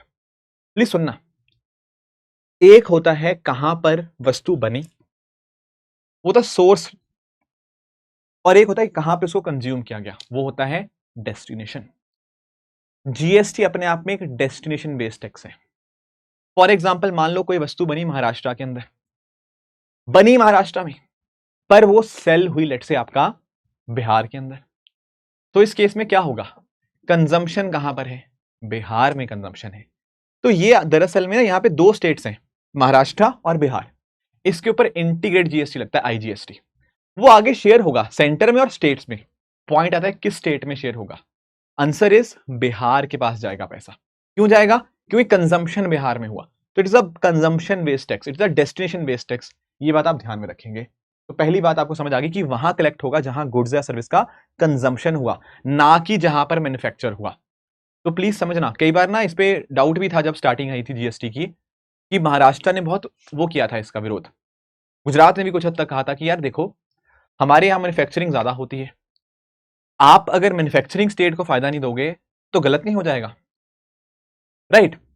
तो प्लीज सुनना इस बात को, ये एक डेस्टिनेशन बेस्ड टैक्स है, मैन्युफैक्चरिंग बेस्ड टैक्स यहां नहीं है अपने आप में। दूसरा पॉइंट है इन्वर्टेड ड्यूटी स्ट्रक्चर का। देखो होना पता क्या चाहिए आइडियली, मान लो एक गाड़ी है, एक बनी बनाई गाड़ी है, और एक टायर है, मतलब टायर हो गया, गाड़ी के अलग अलग स्पेयर पार्ट्स हो गया, ठीक है, जिनका इस्तेमाल करके आप एक गाड़ी बना सकते हो। आपके हिसाब से किसके ऊपर ज्यादा जीएसटी रेट होना चाहिए? बनी बनाई गाड़ी के ऊपर, या फिर जो उसके स्पेयर पार्ट्स हैं या जिनसे वो बनेगा रॉ मटेरियल, उनके ऊपर ज्यादा जीएसटी रेट होना चाहिए? देखो लॉजिक पता क्या बोलता है कि बनी बनाई गाड़ी पे ज्यादा रेट होना चाहिए, क्योंकि अगर बनी बनाई गाड़ी के ऊपर रेट ज्यादा होगा, रॉ मटेरियल के ऊपर रेट कम होगा, तो कहीं ना कहीं वो फायदेमंद है। उससे क्या होगा? उससे आपका पैसा अटकेगा नहीं, जो आपको क्रेडिट आपको पेमेंट करनी होती है। और वैसे भी इट इज लॉजिकल कि अगर आपने एक वस्तु बनाओगे तो वहां पर आपको कुछ टैक्सेस पे करने पड़ेंगे, तो अगर टैक्स रेट रॉ मटेरियल पे कम होगा ना, तो आपके लिए फायदेमंद वाली बात है। पर कई बार ना सिचुएशन उल्टी हो जाती है। कई बार ऐसा हो जाता है कि मान लो कोई प्रोडक्ट है, फाइनल वस्तु पे सस्ता टैक्स रेट है, और अगर हम बात करें रॉ मटेरियल उसके ऊपर ज्यादा टैक्स रेट है। जब ऐसा सिचुएशन होती है ना, वो हमारी मैन्युफैक्चरिंग को हिट करता है, लोगों का पैसा जो है वो सरकार के पास अटका रह जाता है। इसी को बोलते हैं inverted duty structure. It is a situation in GST where tax rate on input exceed the tax rate on output. ये सिचुएशन होनी नहीं चाहिए, पर अगर ये हो जाती है उसको बोलते हैं इन्वर्टेड ड्यूटी स्ट्रक्चर। इनपुट के ऊपर टैक्स रेट ज्यादा है एज कंपेयर टू आउटपुट। तीसरा कह रहा है इनपुट टैक्स क्रेडिट। देखो जैसे फॉर एग्जांपल मान लो मैंने ये शर्ट बनानी थी, अब इस शर्ट को बनाने के लिए मैंने कहीं से कपड़ा खरीदा होगा, कपड़ा खरीदा उसके ऊपर कुछ टैक्स दिया था। इसी तरह से मैंने इस शर्ट को बनाने के लिए बटन खरीदे कहीं से, तो बटन खरीदने के लिए भी कहीं से जब मैंने बटन खरीदे होंगे उसके ऊपर भी टैक्स दिया होगा। तो नोटिस करो मैंने ऑलरेडी ना काफी सारा टैक्स पहले इनपुट्स के ऊपर दे रखा है, मैंने इनपुट्स के ऊपर मैंने काफी सारा टैक्स दे रखा है। तो अब जब आउटपुट जब बन के आएगा ये शर्ट, तो उसके ऊपर क्या पूरा टैक्स देना पड़ेगा? नहीं भाई, जब आपने इनपुट के ऊपर काफी सारा टैक्स दे रखा है, तो जो आपने ऑलरेडी परचेज करते समय टैक्स दे रखा है वो आपके लिए क्रेडिट हो जाएगा, वो आपको पैसा मिल जाएगा वापस, क्योंकि वो टैक्स के ऊपर टैक्स नहीं ना लगाना हमने। तो it is a credit for taxes paid on purchases to avoid cascading effect. मैंने बताया ना टैक्स के ऊपर टैक्स नहीं लगना चाहिए, इसीलिए अगर आपने इनपुट्स के ऊपर ऑलरेडी टैक्स दे रखा है तो आपको वो क्रेडिट मिल जाएगा, वो आपको पैसा वापस आ जाएगा। इस तरह से अगर हम बात करें कंप्लायंसेस की, तो आपको रिटर्न्स फाइल करनी पड़ती हैं जीएसटीएन पोर्टल के ऊपर, ठीक है। बाकी गुड्स सर्विसेज कैटेगराइज की जाती हैं, जीएसटी काउंसिल उनको ऊपर नीचे स्लैब्स में डाल सकता है। फिर आता है कि एंटी प्रॉफिटिंग अथॉरिटी। अब ये बड़ा इंटरेस्टिंग बात है, देखो जैसे एक एग्जांपल देता हूं आपको मैं अपना, जैसे घड़ी की बात करते हैं, घड़ी, ठीक है ना, ये घड़ी छोड़ो, एक लैपटॉप की बात करते हैं, लैपटॉप। अब मैंने पता क्या देखा, मैंने देखा कि यार देखो, मान लो लैपटॉप पे 18% जीएसटी था, मान लो, लेट्स से, ठीक है। अगर 18% जीएसटी था और लैपटॉप 1 लाख का था, तो मुझे लैपटॉप कितने का पड़ेगा सर? 1 लाख का लैपटॉप, 18,000 या 18% जीएसटी, तो 1,18,000 का लैपटॉप पड़ेगा, ठीक है।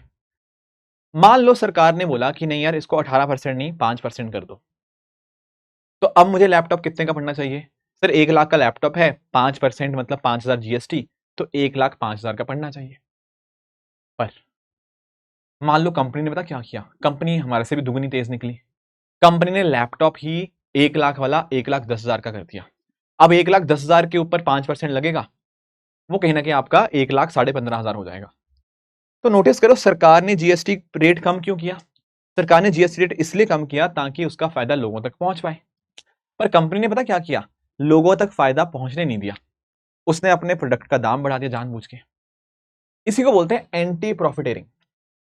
तो एंटी प्रॉफिटिंग अथॉरिटी इंश्योर ये करती है कि बिजनेसेस क्या करें, अगर मान लो यहां पे टैक्स रेट कम हुआ है, उसका एक्चुअल में फायदा फाइनल कंज्यूमर तक जरूर पहुंचाएं।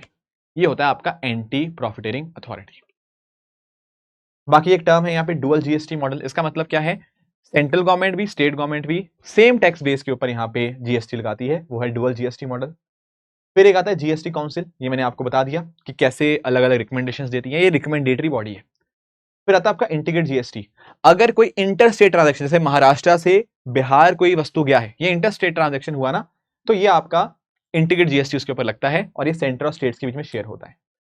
फिर एक्चुअली जब जीएसटी स्टार्ट हुआ था, तो सेंट्रल गवर्नमेंट ने स्टेट गवर्नमेंट को प्रॉमिस किया था। एक्चुअली स्टेट गवर्नमेंट बहुत डर रही थी कि भाई आप तो हमारे से टैक्स लगाने की पावर छीन रहे हो, हमें तो बड़ी दिक्कत हो जाएगी। सरकार ने बोला कोई बात नहीं, अगर आपको ऐसा डर है ना, आप चिंता मत करो, अगले 5 साल तक अगर आपको जीएसटी इंप्लीमेंट करने की वजह से कुछ भी नुकसान हुआ, तो उसकी भरपाई मैं कर दूंगा। सेंट्रल गवर्नमेंट ने प्रॉमिस किया था कि हर साल आपका रेवेन्यू 14% बढ़ता रहेगा। अगर वो 14% नहीं बढ़ा, जितनी भरपाई, जितना शॉर्टफॉल होगा, उसकी भरपाई मैं करूंगा।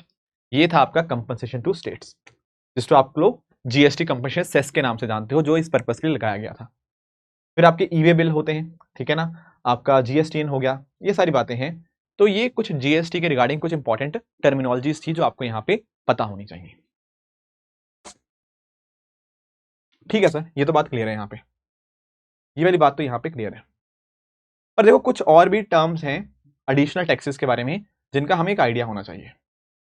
किनका आइडिया होना चाहिए? इधर आओ, ये टर्म्स के ऊपर, ये टर्म्स मैं आपको समझाता हूं। जैसे एक टर्म आता है minimum alternate tax,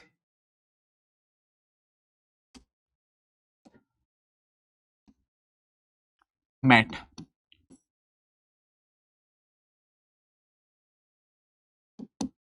minimum alternate tax, क्या मीनिंग हुआ इस मिनिमम ऑल्टरनेट टैक्स का? देखो, सरकार ना क्या करती है, सरकार मैन्युफैक्चरिंग बढ़ाने के लिए कंपनीज को कई बार बहुत सारे बेनिफिट्स दिए जाते हैं, उनको हम बोलते हैं कुछ बेनिफिट्स देना, इंसेंटिव्स देना, डिडक्शंस ऑफर करना, और कई बार कंपनी डेप्रिसिएशन वगैरह का भी इस्तेमाल करती है। अब हुआ पता क्या, एक कंपनी ने पैसा कमाया, इट अर्न सम प्रॉफिट, ठीक है, पर मैंने आपको बोला ना सरकार ने इनको बहुत सारे अलग अलग प्रकार के इंसेंटिव्स दिए हैं, ठीक है। अब होता पता क्या है, कई बार कंपनीज ऐसी होती हैं जो कमाती तो बहुत अच्छा खासा है, पर वो इतना ज्यादा इंसेंटिव्स, इतना ज्यादा चीजों का मिसयूज करती है, डिडक्शन वगैरह का, कि इन दी एंड वो टैक्स पे करती है जीरो। कमाई हुई काफी अच्छी, पर इतना सारे सीए इतने अच्छे बैठा लिए हैं उन्होंने कि वो जो अपने अलग अलग बेनिफिट्स इनको दिए गए, उसका मिसयूज करके एक्चुअल में टैक्स पे करते हैं जीरो। इसीलिए इन कंपनीज को हम बोला करते थे जीरो टैक्स कंपनीज। ये क्या बोलते थे इनको हम? इनको हम बोलते हैं जीरो टैक्स कंपनीज, क्योंकि भाई प्रॉफिट कर रही है कंपनी, पर भाई टैक्स नहीं दे रही। तो देखो सरकार ने बोला कि भाई ऐसे नहीं चलेगा, आपको बेनिफिट चाहिए, हाँ हम देंगे आपको बेनिफिट, कोई दिक्कत नहीं है, पर एक सर्टेन परसेंटेज मिनिमम टैक्स तो आपको देना ही पड़ेगा, उससे नीचे नहीं आप दे सकते। उससे ज्यादा हो सकता है, हाँ ठीक है, but there will be certain minimum tax which will be charge on your book profit. तो वो तो आपको देना ही पड़ेगा। आपको डिडक्शन क्लेम करनी है, ठीक है कर लो, कोई दिक्कत नहीं, पर कम से कम एक certain minimum level of tax तो देना ही देना पड़ेगा। उसी को बोलते हैं मिनिमम ऑल्टरनेट टैक्स। इससे इंश्योर ये हुआ कि कंपनी कम से कम एक मिनिमम टैक्स तो जरूर दें, ठीक है, अगर उनकी नॉर्मल टैक्स लायबिलिटी बहुत कम हो जाती है। तो हमने ये लेकर आए थे minimum alternate tax, that is why it becomes important.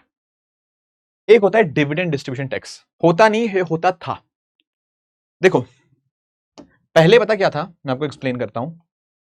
मान लो एक कंपनी है, एक कंपनी ने मान लो कुछ प्रॉफिट किया। अब ये जो प्रॉफिट होता है किसके पास जाएगा? सर प्रॉफिट जो होता है वो अपने शेयर होल्डर्स या ओनर्स के पास जाता है। बिल्कुल। तो कंपनी अपना प्रॉफिट कई बार खुद रख लेती है अपने पास में, उसको री इन्वेस्ट कर लेती है, ये कुछ पैसा ऐसा होगा जो ओनर्स को दे देगी। इसको हम बोलेंगे डिविडेंड, कि कंपनी ने अपने लोगों को डिविडेंड दिया, जो कंपनी के ओनर्स हैं। ठीक है सर, दे दिया डिविडेंड। अब होता पता क्या था, पहले क्या होता था, पहले यहां पर इस डिविडेंड के ऊपर सरकार एक टैक्स लगाती थी which was called as dividend distribution tax. Directly पहले यहीं पे लग जाता था, पर अब इसको हटा दिया गया है। अब पता क्या होता है, जैसे मान लो मैं हूं ओनर, तो पता क्या होगा, ये पैसा जितना भी मेरे पास आना था आएगा, जो भी मेरा शेयर बनता होगा, हिस्सा में जितना भी होगा मेरा, उसके हिसाब से मेरे पास डिविडेंड आएगा। अब मेरी कुछ अलग से भी कमाई होगी, मेरी कुछ कमाई यहां डिविडेंड से आ गई, तो इन दोनों का इकट्ठा करके मैं टैक्स पे कर दूंगा। ऐसा नहीं कि कंपनी के हाथों में पैसा आ रहा है, ना ना ना। देखो कंपनी पहले क्या था ना, कि कंपनी ने जब आपको पैसा देना था डिविडेंड, तो वो टैक्स काट के आपको दे दिया करती थी। अब ऐसा नहीं होता, अब कंपनी आपको पूरा पैसा देगी डिविडेंड का, आपके जितनी इनकम होगी, जो भी स्लैब के अंदर आप आते होंगे, उस हिसाब से आप यहां पे इसके ऊपर टैक्स पे कर देंगे। तो ये डिविडेंड डिस्ट्रीब्यूशन टैक्स जो पहले कंपनी के लेवल के ऊपर लगता था, अब वो इंडिविजुअल के लेवल के ऊपर लगता है। इसीलिए डिविडेंड डिस्ट्रीब्यूशन टैक्स अब खत्म हो चुका है। अब क्या होता है, अब इंडिविजुअल के लेवल के ऊपर ये टैक्स लगता है। तो एक बार इसको पढ़ेंगे। It is the tax on, sorry यहाँ पे, it is a tax imposed on dividend distribute by company to its share holder, उसको बोलते हैं dividend distribution tax. It was eliminated in 2020-21 budget. Now dividends are taxable in the hands of the share holder. जब उनके हाथों में पैसा आया share holders के पास, तब उनके हाथों में ये डिविडेंड्स जो होंगे वो यहाँ पे टैक्स किए जाएंगे। कंपनी लेवल के ऊपर ये टैक्स अब नहीं लगता है। इस बात का आप यहाँ पे ध्यान रखेंगे। अच्छा एक बात और है यहाँ पे, एक बात और देखना, यहाँ पर लिखा गया है किसके बारे में, global tax on digital giant, जिनको हम लोग गाफा टैक्स बोलते हैं, और एक दूसरा कॉन्सेप्ट है इक्वलाइजेशन लेवी। ये दोनों कॉन्सेप्ट सिमिलर हैं पर थोड़े से अलग भी हैं। पहली बात तो ये वर्ड कहां से आया सर, गाफा, GAFA। तो GAFA का मतलब है global, sorry Google, Amazon, Flipkart, नहीं सॉरी फेसबुक और Amazon, I am very sorry, Google, Amazon, Facebook और एप्पल, इनको गाफा बोलते हैं। कई बार आपने फैंग भी सुना होगा, FAANG, उसमें आपका नेटफ्लिक्स ऐड हो जाता है। तो फेसबुक, एप्पल, अमेजॉन, नेटफ्लिक्स और गूगल, उनको हम फैंग बोलते हैं। या आप गाफा टैक्स भी सुन सकते हो, गूगल, अमेजॉन, आपका एप्पल और आपका फेसबुक। हाँ, तो दरअसल में ना इनके ऊपर अलग अलग देश, खासकर जैसे आपका यूरोप वगैरह देश हो गया, जैसे फ्रांस की बात करें, तो ये लोगों ने गाफा टैक्स यहाँ पे लगाना स्टार्ट किया। क्यों लगाना स्टार्ट किया? क्योंकि आप नोटिस करोगे कि ये बहुत बड़ी बड़ी टेक कंपनीज हैं, इनका डिजिटल रेवेन्यू बहुत ज्यादा है, अलग अलग देशों में काम करती हैं ये, पर टैक्स हर एक देश को नहीं मिलता। मानते हो इस बात को? कुछ कंट्रीज से इन्होंने पैसा जरूर कमाया, जैसे मान लो इन्होंने फ्रांस से हो सकता है पैसा खूब कमाया हो, क्योंकि इनका यूजर बेस बहुत बड़ा है, पर सारा का सारा टैक्स अपनी होम कंट्री के अंदर दिया। तो कुछ देशों ने इनके ऊपर गाफा टैक्स लगाना स्टार्ट किया कि आपने हमारे देश से पैसा कमाया, हमारे देश में यूजर बेस बहुत बड़ा है आपका, आपने हमारे देश से खूब पैसा कमाया, तो आप हमें टैक्स भी दीजिए। इसको बोलते हैं गाफा टैक्स या global tax on digital giants. India ने क्या लगाया? इंडिया ने लगाया था इक्वलाइजेशन लेवी, लगाया था, अब हटा दिया है। मैं समझाऊंगा कैसे। देखो इक्वलाइजेशन लेवी हमने ना स्टार्ट किया था 2016 के अराउंड। तो यहां पर हमने बोला कि जो भी non resident e commerce operator, जैसे आपका अमेजॉन हो गया, यहां पर इनके ऊपर टैक्स लगेगा, ताकि इंश्योर ये किया जाए कि जो भी ये अलग अलग, इवन आपका जैसे गूगल हो गया, जैसे आप यूट्यूब पे देखते हो ना, यूट्यूब पे आपको एड्स आती हैं, एड्स। अब ये जो एड्स आएंगी, किसका पैसे के पास पैसे जाएगा? देखो हो सकता है ऐड किसकी आए, मान लो ऐड आपको किसी शर्ट की आए, अब ये भारतीय कंपनी ने क्या किया होगा, जिसने शर्ट की ऐड दी, उस कंपनी ने क्या किया होगा, आगे यूट्यूब को पैसा दिया होगा, तो कमाई हुई है यूट्यूब की। तो जो भी यहाँ पे इस तरह की डिजिटल सर्विसेज, ये डिजिटल सर्विस हुई ना जो आपका यूट्यूब की ऐड है, इसके ऊपर कुछ रेवेन्यू इकट्ठा किया होगा इस नॉन रेजिडेंट कंपनी जो आपका गूगल है उसने, तो इनके ऊपर टैक्स लगे। स्टार्टिंग में डिजिटल सर्विसेज के ऊपर था, आगे जाके ई कॉमर्स ट्रांजेक्शन को भी हमने इंक्लूड कर लिया। ठीक है, एक्चुअली पता पॉइंट क्या था कि 6% इक्वलाइजेशन लेवी था एंड 2% जो आपका ई कॉमर्स वाले के ऊपर था वो भी था यहाँ पे। अब यहाँ पे 2025 1 अप्रैल से यहाँ पे हमने इसको हटा दिया है, हमने इसको हटा दिया है। अब इसके कई रीजंस थे यहाँ पे। एक देखो थोड़ा रीजन था डोनाल्ड ट्रंप का भी रीजन यहाँ पे रहा, कहीं ना कहीं वो काफी प्रेशराइज कर रहे थे, बट हमने नोटिस किया कि हमें यहाँ पे दुनिया के साथ अलाइन होने के लिए हमें इक्वेशन लेवी यहाँ पे हटाना होगा, इसलिए अभी यहाँ पे हट चुका है। ठीक है, ये बात भी आप यहाँ पे ध्यान में रखेंगे। ठीक है, बाकी ये टैक्स ब्योंसी वगैरह वाली बातें जो थी मैंने आपको यहाँ पे एक्सप्लेन कर दी हैं, पर कुछ और भी बातें हैं यहाँ पे जो हमें थोड़ा सा और भी पढ़नी है, उनको भी एक बार हम यहाँ पे गो थ्रू कर लेते हैं।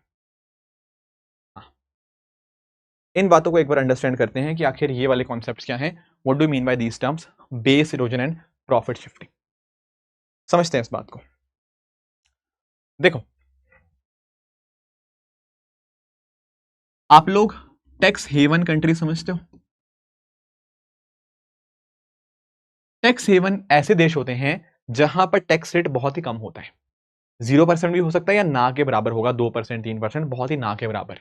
आपने केमैन आइलैंड के बारे में सुना होगा, ठीक है ना, ऐसे और बहुत सारे आपके जो आइलैंड्स आपको देखने को मिलते हैं, वहां पर बहुत ही कम टैक्स रेट होता है। सिंगापुर के अंदर भी काफी कम टैक्स रेट आपको देखने को मिलता है। तो कुछ कंपनीज क्या करती हैं, वो अपना हेडक्वार्टर यहां बना लेती हैं।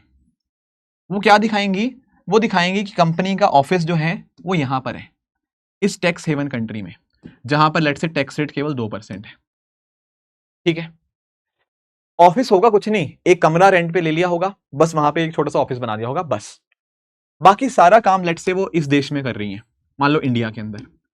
अब कमाई कहां से हो रही है, कमाई हो रही है पूरी पूरी इंडिया से। पर वो क्या बोलेंगे कि नहीं नहीं देखो यार, हमारा तो जो ऑफिस है, हमारा तो जो हेडक्वार्टर्स है वो यहां पर है, तो सारा जो प्रॉफिट होगा, ये जो सारा टैक्स होगा वो हम यहां पे करेंगे। तो एक्चुअली पता क्या हुआ, यहां पे इस कंपनी ने जो भी भारत में इनका टैक्स बनता था वो इन्होंने भारत में टैक्स नहीं दिया। हमारा जो टैक्स बेस था इन्होंने इसको इरोड कर दिया।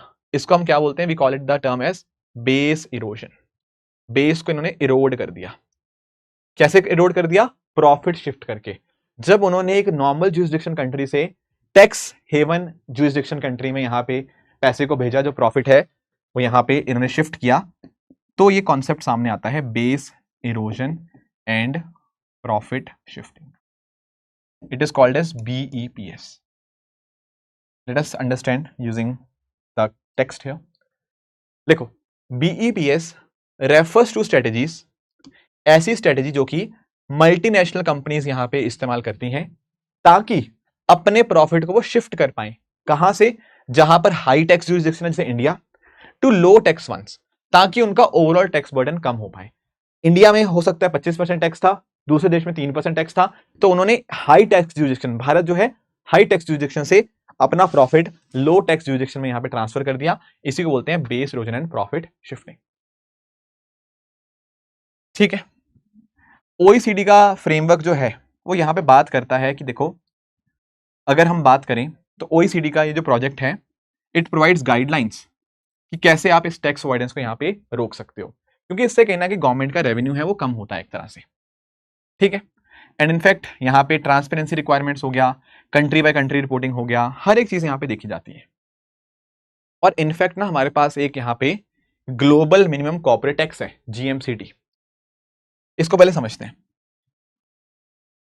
ये वाला कॉन्सेप्ट ना हो, ये बेस इरोजन प्रॉफिट शिफ्टिंग वाली चीजें ना हो, इसके लिए क्या हुआ, इसके लिए यहां पर OECD लेकर आया, क्या OECD ने यहां पे लेकर आया आपका ग्लोबल मिनिमम कॉर्पोरेट टैक्स। अब इसमें ना 2 पिलर्स हैं, पिलर 1 और पिलर 2। पिलर 2 बहुत इंपॉर्टेंट है, ये बात करता है minimum corporate tax rate of 15% globally. अगर कोई बड़ी कंपनी है, वो दुनिया भर में अलग अलग देशों में काम कर रही है, तो उस केस में उसको कम से कम 15% टैक्स तो देना ही पड़ेगा। अब क्वेश्चन आएगा कि सर मान लो 15% टैक्स है ही नहीं, मान लो जैसे इस देश में इस देश में मान लो सिर्फ 2% टैक्स था, कोई बात नहीं, इसने 2% यहां पे किया ना, बाकी 13% इधर पे करे। मिनिमम 15% टैक्स तो इसको पे करना ही पड़ेगा। अगर 2% यहां किया है कोई बात नहीं, जो बाकी का टॉप अप टैक्स है, जो बाकी का 13% बच गया, वो इसको यहां पे करना पड़ेगा। तो ये है, it is setting a minimum corporate tax rate of 15% globally. Actually पता क्या है, जब ऐसे कंपनीज या सॉरी जो देश हैं वो टैक्स को कम कम कम करते रहते हैं, उसको बोलते हैं हम रेस टू जीरो, कि वो कोशिश करते हैं कि हमारे यहाँ जीरो टैक्स रेट हो जाए। अगर ऐसा होगा तो एक देश का नुकसान, दूसरे देश का नुकसान, तीसरे देश का नुकसान, सभी देशों का नुकसान होगा अगर ऐसे टैक्स रेट कम करते रहे। तो इस चीज को रोकने के लिए यहाँ पर ये मिनिमम कॉर्पोरेट टैक्स रेट हमारा 15% का ग्लोबली सेट कर दिया गया है।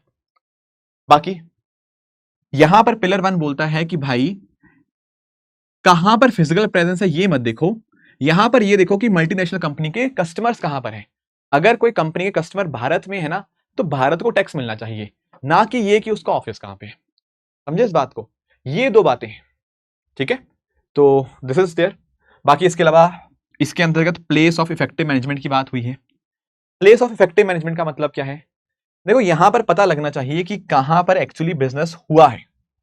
ऐसा ना हो कि ऑफिस कहीं और खोल लिया, ठीक है ना, ऑफिस कहीं और खोल लिया।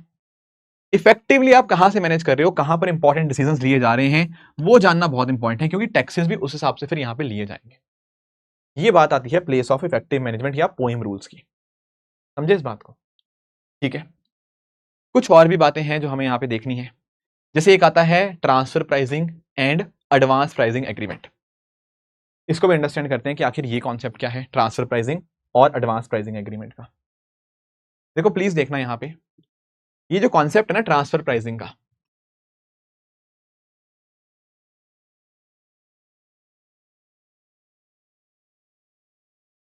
ये काम तब आता है जब एक ही पेरेंट कंपनी की अलग अलग सब्सिडीज कंपनी अलग अलग देशों में जो काम कर रही हैं वो आपस में ट्रांजैक्शन करती हैं।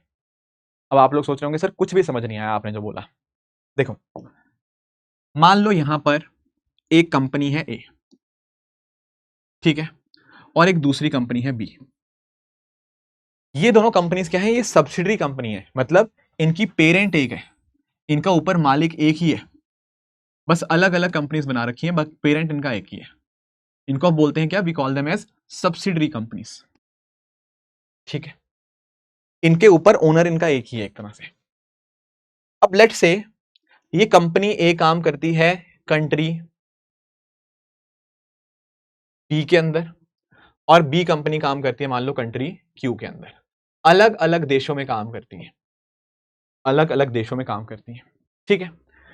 क्या ये दोनों आपस में ट्रांजैक्शन कर सकती हैं? अरे हाँ भाई बिल्कुल कर सकती हैं। कैसे? मैं आपको एग्जांपल देता हूं। क्या पॉसिबल है कि कंपनी बी को लैपटॉप की जरूरत हो? हाँ हो सकता है। और ऐसा हो सकता है ना कि कंपनी ए जो है वो लैपटॉप बनाती हो। हाँ, तो ऐसा पॉसिबल है क्या कि कंपनी ए कंपनी बी को लैपटॉप बेच दे? हाँ, और कंपनी बी क्या करे, बदले में इनको जो भी पेमेंट इनकी बनती होगी वो दे दे। Yes it is possible, it is possible. तो दो सब्सिडरी कंपनीज भी आपस में ट्रांजैक्शन कर सकती हैं।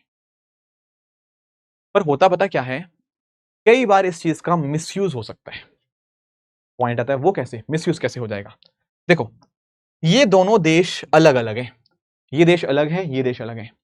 इसका टैक्स रेट अलग होगा, इसका टैक्स रेट अलग होगा, बिल्कुल ठीक बात है। एक हो सकता है एक देश में 20% टैक्स रेट हो, एक हो सकता है कि दूसरे देश में 10% टैक्स रेट हो। अब देखो जब कंपनी बी इसको पेमेंट करेगी, क्या कंपनी बी का खर्चा आएगा? खर्चा पेमेंट कर रहे हो तो खर्चा ही हुआ एक तरह से। एग्जैक्टली अगर ना पता क्या होगा, देखना ध्यान से, अगर इस जगह टैक्स रेट ज्यादा है, मान लो इस जगह टैक्स रेट मान लो 40% है, तो कंपनी भी पता क्या करेगी, अपना ये जो पेमेंट है या जिसको हम बोलेंगे खर्चा, अपने खर्चे को ये ज्यादा दिखाएगी। मान लो लैपटॉप नॉर्मली 1 लाख का आता है ना, तो कंपनी भी बोलेगी हमने 5 लाख का लैपटॉप खरीदा। पता है क्यों? पता है क्यों? क्योंकि इसको इस देश में अपने ओवरऑल प्रॉफिट को कम दिखाना है। प्रॉफिट कम दिखेगा तो कम टैक्स देना पड़ेगा। ये वाला बंदा जो कंपनी ए है ये ज्यादा प्रॉफिट दिखा सकता है। क्यों? क्योंकि यहां टैक्स रेट है 10%। तो जहां टैक्स रेट कम है वहां प्रॉफिट ज्यादा दिखा दो, जहां टैक्स रेट ज्यादा है वहां प्रॉफिट कम दिखाओ और इस चक्कर में टैक्स बचा लो। कैसे बचा लिया? इसने जो अपने लैपटॉप खरीदे ना, उसका खर्चा ज्यादा दिखा के, हुआ कुछ भी नहीं, 1 लाख के लैपटॉप को कागजों में 5 लाख का दिखा दिया, तो इधर इसका खर्चा ज्यादा आ गया तो कम टैक्स देना पड़ेगा, इधर इसका प्रॉफिट बढ़ गया पर कोई बात नहीं, यहां टैक्स रेट ही बहुत कम है। तो होता पता क्या है, जब इस तरह से सब्सिडरी कंपनीज आपस में ट्रांजैक्शन करती हैं जो दो अलग अलग देशों में ज्यूरिसडिक्शन में लोकेटेड हैं, तो वहां टैक्स की चोरी बहुत नॉर्मल बात हो जाती है। अब पॉइंट पता क्या आता है, ये जो प्राइस के ऊपर, जिस प्राइस के ऊपर ये आपस में ट्रांजैक्शन करती हैं दो सब्सिडरी कंपनी, उसको हम क्या बोलते हैं? We call it as the transfer price. इसको हम क्या बोलेंगे? इसको हम ट्रांसफर प्राइस का नाम देंगे।